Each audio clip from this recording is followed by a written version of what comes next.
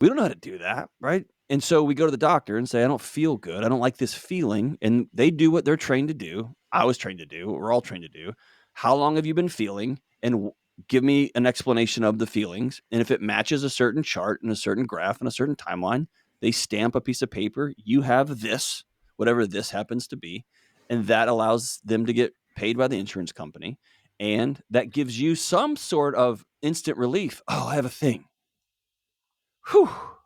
And they say there's 50 Mhm. different medications we're going to try because there is no tried and true one for one size fits all.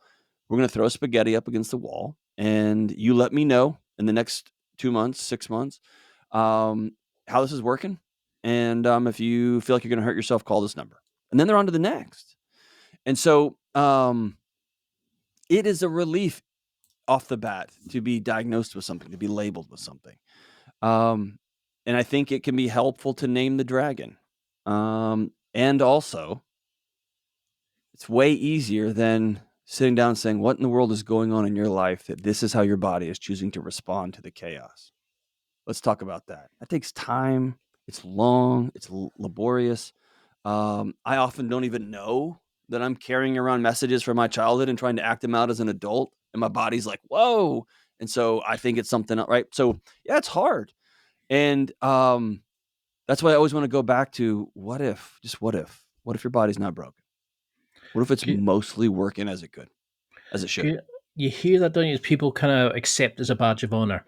Oh, he's just the ADH kid. He's the Mm, hyperactive, And I think that's the thing is we don't understand that our behaviors are shaped by our upbringing, by how we saw love in our family, how we saw masculine traits pass between men in the family. Because mother is one of the most loving people, unconditional love, will go out of her way for anybody.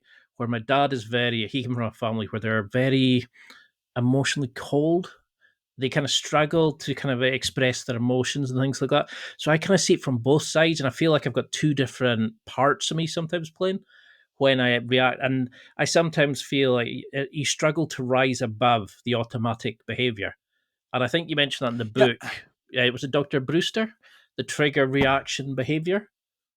Oh, Judd Brewer. He's the goat when it comes to the actual neuroscience behind anxiety. He's amazing.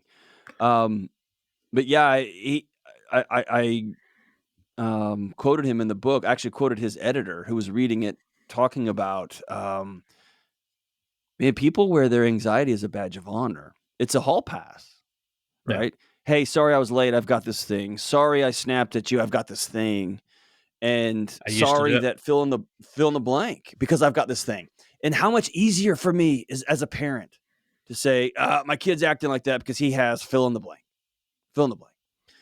Instead of the harder question, which is, I really want to make X amount of dollars.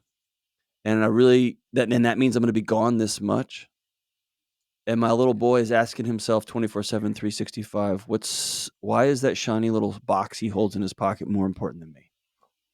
Why does he make more eye contact with that shiny little box? Why does he call those clients back? And I'm trying to show him my story I just wrote. I'm trying to tell him about the T-ball game I had.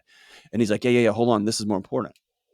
And as a man, I can tell myself I'm doing this for my family. I'm doing this for my kids. And there's some truth to that. There's some honest to God truth to that. And I'm also doing it for my freaking ego because I don't have the skills. Here's a funny story, or actually a sad story.